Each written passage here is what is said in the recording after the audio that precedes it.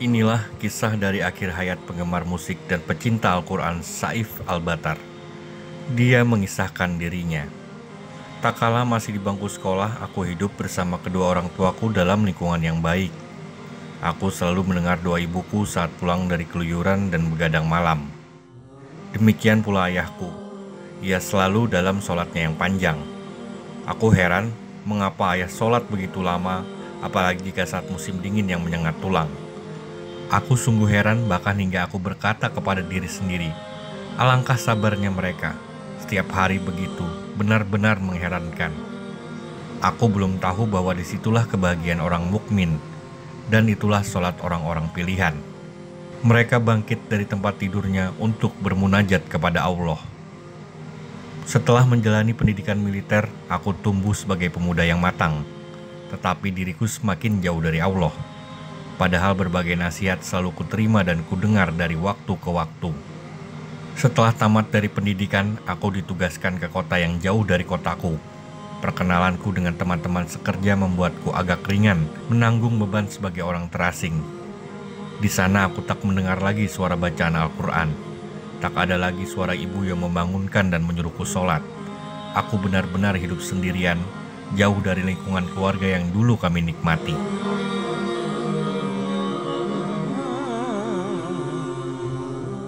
Ditugaskan mengatur lalu lintas di sebuah jalan tol, di samping menjaga keamanan jalan, tugasku membantu orang-orang yang membutuhkan bantuan. Pekerjaan baruku sungguh menyenangkan. Aku lakukan tugas-tugasku dengan semangat dan dedikasi tinggi. Tetapi hidupku bagai selalu diombang-ambingkan ombak.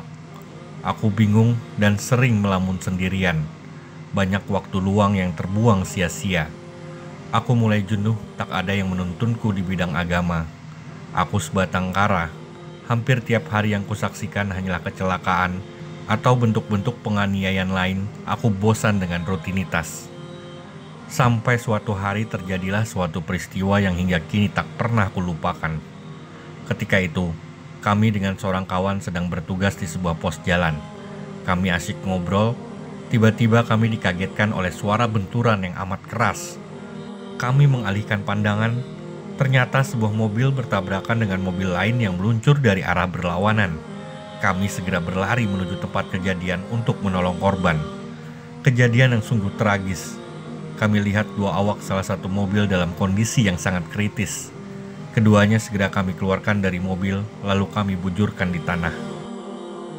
Kami cepat-cepat menuju mobil satunya.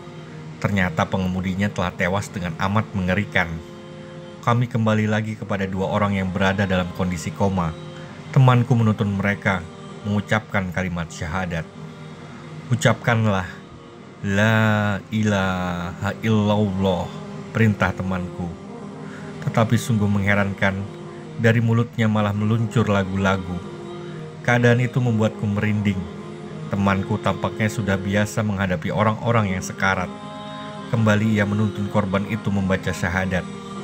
Aku diam membisu, aku tak berkutik dengan pandangan nanar. Seumur hidupku, aku belum pernah menyaksikan orang yang sedang sekarat, apalagi dengan kondisi seperti ini.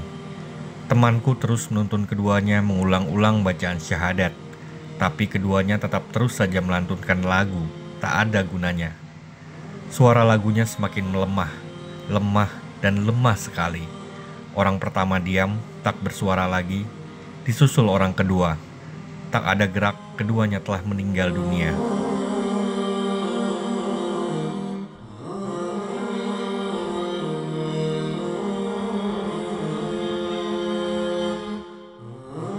Kami segera membawa mereka ke dalam mobil. Temanku menunduk, ia tak berbicara sepatah pun. Selama perjalanan hanya ada kebisuan, hening. Kesunyian pecah ketika temanku memulai bicara. Ia berbicara tentang hakikat kematian dan su'ul khotimah, kesudahan yang buruk. Ia berkata manusia akan mengakhiri hidupnya dengan baik atau buruk. Kesudahan hidup itu biasanya pertanda dari apa yang dilakukan olehnya selama di dunia. Ia juga berbicara bagaimana seseorang akan mengakhiri hidupnya sesuai dengan masa lalunya secara lahir batin. Perjalanan ke rumah sakit terasa singkat oleh pembicaraan kami tentang kematian. Pembicaraan itu makin sempurna gambarannya tak kalah ingat bahwa kami sedang membawa mayat. Tiba-tiba aku menjadi takut mati. Peristiwa ini benar-benar memberi pelajaran berharga bagiku. Hari itu aku sholat khusyuk sekali, tetapi perlahan-lahan aku mulai melupakan peristiwa itu. Aku kembali pada kebiasaanku semula. Aku seperti tak pernah menyaksikan apa yang menimpa dua orang yang tak kukenal beberapa waktu lalu. Tetapi sejak saat itu, aku memang benar-benar menjadi benci kepada yang namanya lagu-lagu. Aku tak mau tenggelam menikmatinya seperti sedia kala. Mungkin itu ada kaitannya dengan lagu yang pernah kudengar dari dua orang yang sedang sekarat dahulu. Selang 6 bulan dari peristiwa mengerikan itu, sebuah kejadian menakjubkan kembali terjadi di depan mataku. Seseorang mengendarai mobilnya dengan pelan, tetapi tiba-tiba mobilnya mogok di sebuah terowongan menuju kota. Ia turun dari mobilnya untuk mengganti ban yang kempes.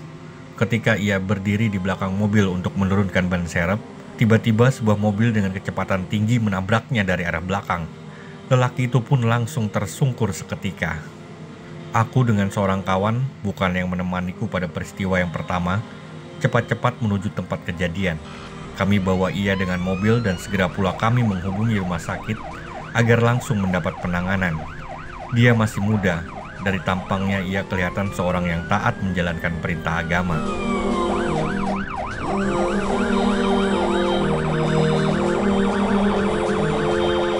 Kami berdua cukup panik, sehingga tak sempat memperhatikan kalau ia menggumamkan sesuatu. Ketika kami membujurkannya di dalam mobil, kami baru bisa membedakan suara yang keluar dari mulutnya. Ia melantunkan ayat-ayat suci Al-Quran dengan suara amat lemah. Masya Allah, dalam kondisi kritis seperti ini, ia masih sempat melantunkan ayat-ayat suci Al-Quran. Darah mengguyur seluruh pakaiannya, tulang-tulangnya patah, bahkan ia hampir mati.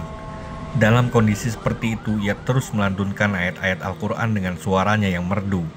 Selama hidup aku tak pernah mendengar suara bacaan Al-Quran seindah itu. Dalam batin aku bergumam sendirian. Aku akan menuntun membaca syahadat sebagaimana yang dilakukan oleh temanku terdahulu. Apalagi aku sudah punya pengalaman, aku meyakinkan diriku sendiri. Aku dan kawanku seperti kena hipnotis mendengarkan suara bacaan Al-Quran yang merdu itu. Sekonyong-konyong tubuhku merinding menjalar dan menyusup ke setiap rongga. Tiba-tiba suara itu berhenti. Aku menoleh ke belakang. Kusaksikan dia mengacungkan jari telunjuknya lalu bersyahadat. Kepalaku terkulai. Aku melompat ke belakang. Kupegang tangannya. Detak jantungnya dan nafasnya tidak ada yang terasa. Dia telah meninggal dunia.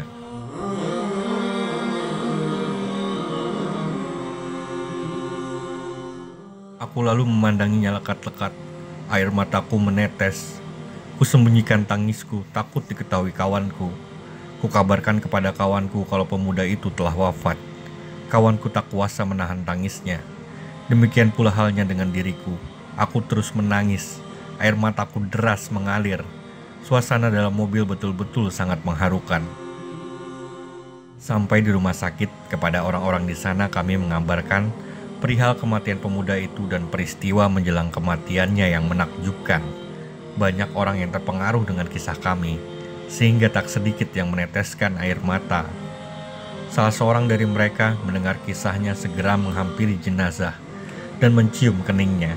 Semua orang yang hadir memutuskan untuk tidak beranjak sebelum mengetahui secara pasti kapan jenazah akan disolatkan. Mereka ingin memberi penghormatan terakhir kepada jenazah. Semua ingin ikut menyolatinya. Salah seorang petugas rumah sakit menghubungi rumah duka. Kami ikut mengantarkan jenazah hingga ke rumah keluarganya. Salah seorang saudaranya mengisahkan ketika kecelakaan, sebetulnya korban hendak menjenguk neneknya di desa. Pekerjaan itu rutin ia lakukan setiap hari Senin. Di sana, korban juga menyantuni para janda, anak yatim, dan orang-orang miskin.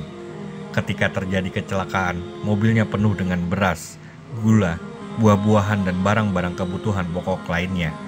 Ia juga tak lupa membawa buku-buku agama dan kaset-kaset pengajian. Semua itu untuk dibagi-bagikan kepada orang-orang yang ia santuni. Bahkan ia juga membawa permen untuk dibagi-bagikan kepada anak-anak kecil. Bila ada yang mengeluhkan padanya tentang kejenuhan dalam perjalanan, ia menjawab dengan halus, "Justru saya memanfaatkan waktu perjalananku dengan menghafal dan mengulang-ulang bacaan Al-Quran. juga dengan mendengarkan kaset-kaset pengajian. Aku mengharap ridho Allah pada setiap langkah kaki yang aku ayunkan, kata korban. Aku ikut menyolati jenazah dan mengantarnya sampai ke kuburan. Dalam liang lahat yang sempit, ia pun dikebumikan. Wajahnya dihadapkan ke kiblat. Dengan nama Allah dan atas agama Rasulullah, pelan-pelan kami menimbunnya dengan tanah.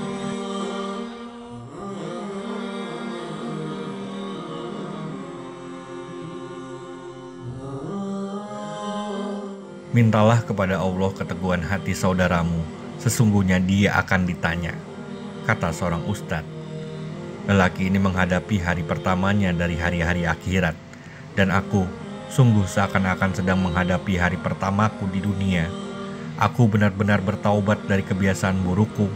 Mudah-mudahan Allah mengampuni dosa-dosaku di masa lalu dan meneguhkanku untuk tetap mentaatinya, memberiku kesudahan hidup yang baik, husnul khotimah, serta menjadikan kuburanku dan kuburan kaum muslimin sebagai taman-taman surga.